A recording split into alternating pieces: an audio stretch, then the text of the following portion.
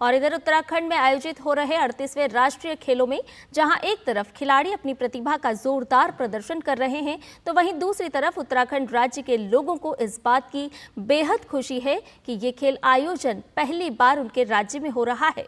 ऐसे में लोगों के अंदर इन खेलों को लेकर किस तरह का उत्साह है और इसके क्या कुछ फायदे इस राज्य को मिलेंगे, इस बात को परखती हमारी संवाददाता गौरव कुमार की एक खास रिपोर्ट देखिए और मुझे दीजिए इजाजत। नमस्कार।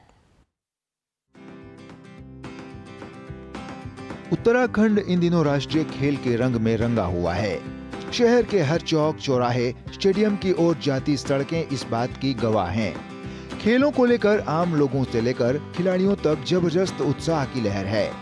खिलाड़ियों में इस बात की सबसे ज्यादा खुशी है कि इस स्तर की प्रतियोगिता के आयोजन से राज्य के खिलाड़ियों को इसके दूरगामी नतीजे देखने को मिलेंगे। तो वहीं उत्तराखंड राज्य के लोगों के मुताबिक इन खेलों का आयोजन राज्य में पर्यटन, रोजगार और बुनियादी ढांचे के विकास को भी एक नई दिशा देगा।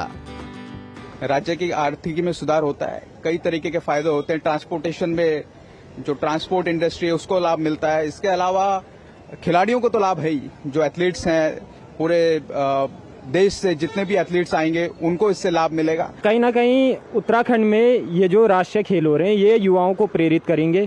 इससे पहले अगर जो आप उत्तराखंड का परिदृश्य देखेंगे, भौगोलिक परिस्थिति देखेंगे, तो अधिकांश युवा जो हैं वो केवल होटल इंडस्ट्री तक सीमित थे। लेकिन अब जो उत्तराखंड में राष्ट्रीय खेल हो रहे हैं, कहीं ना कहीं यहाँ से जो नवयुवक हैं ये खेलों के प्रति प्रेरित होंगे और निश्चित रूप से उभर के आगे आएंगे। तो वहीं कुछ के अनुसार राष्ट्रीय खेलों ने उत्तराखंड को विश्व स्तर पर एक नई पहचान दे दी है।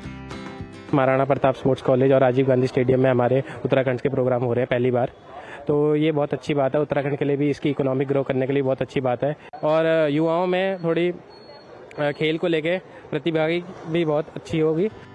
निश्चित रूप से यह आयोजन राज्य की सांस्कृतिक धरोहर, यहाँ की सभ्यता और पारंपरिक रीति रिवाज को भी एक नया जीवंत रूप देगा।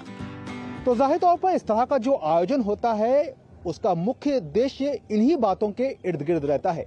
कोशिश इस बात की रहती है कि जमीनी स्तर पर जो प्रयास हो रहे हैं वो कितनी मजबूती के साथ इन आयोजनों के साथ जुड़ रहे हैं, जो न केवल खेलों को एक नई गति दे रहे हैं बल्कि अन्य क्षेत्रों को भी अपने साथ जोड़कर एक नया अक्स सामने रख रहे हैं। कैमरामैन मनमोहन के साथ मैं गौरव कुमार, डीडी न्यूज, देहरादून, उत्तराखंड।